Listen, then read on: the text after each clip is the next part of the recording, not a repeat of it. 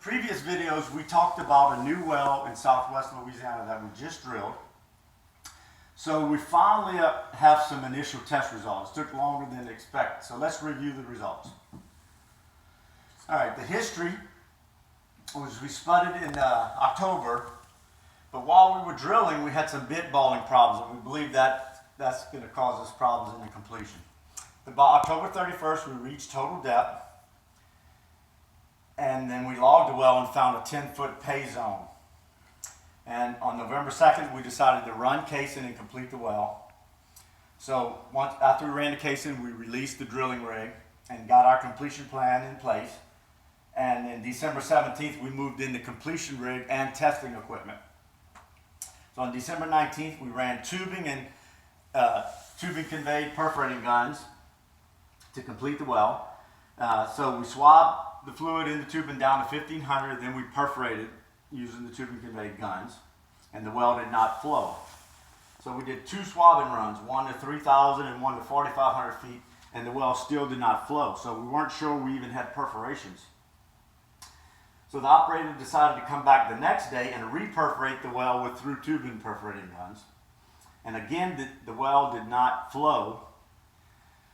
So we decided to rig down and release all the equipment and try to figure out what happened. We weren't sure if we had perfs. So here's the log of the target reservoir. It's 2 sand members, 2 sets of perfs, good resistivity, good 30% porosity. All right, so do we have an oil well? So we came back in January 8th, and the well had built up pressure in that intervening time of 1,200 pounds. So we bled the gas off the well through a choke, and it took 55 minutes, but again, the well did not flow. So we went in with a swab unit and tagged the fluid at 3,400 and started making swabbing runs. So we ended up doing 12 swabbing runs, and we recovered 33 barrels of oil. And in between each swabbing run, the fluid moved up in the tubing. So we knew we had some, had maybe a well trying to come in. So we shut down for the day. The next day on the 9th, we found the well with 320 pounds pressure, and we bled that to 0. It did not flow.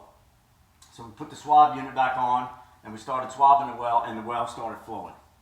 So we flowed the well for only about an hour, 100% oil, but a low flowing pressure at 12 to 15 barrels per hour.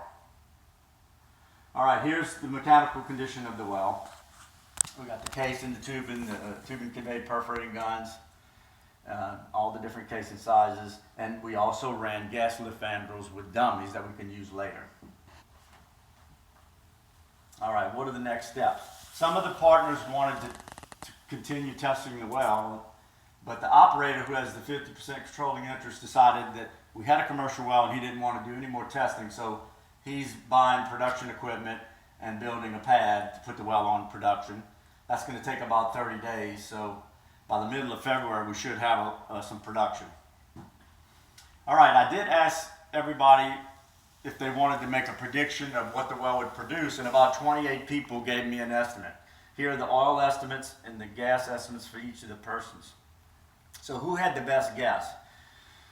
We had a short test. It's less than an hour, so it's really hard to say it's representative, but it was 12 to 15 barrels an hour, so I chose the lower one because of the low pressure and the short test, and that gives you 288 barrels per day. But we had no water or gas reported, so my best estimate is that Lloyd Fusel is the winner. So Lloyd, call me and we'll see what your prize is. And by February, when we get the well on production, I will do some reserve calculations for it. That'll be on the next video. Thanks.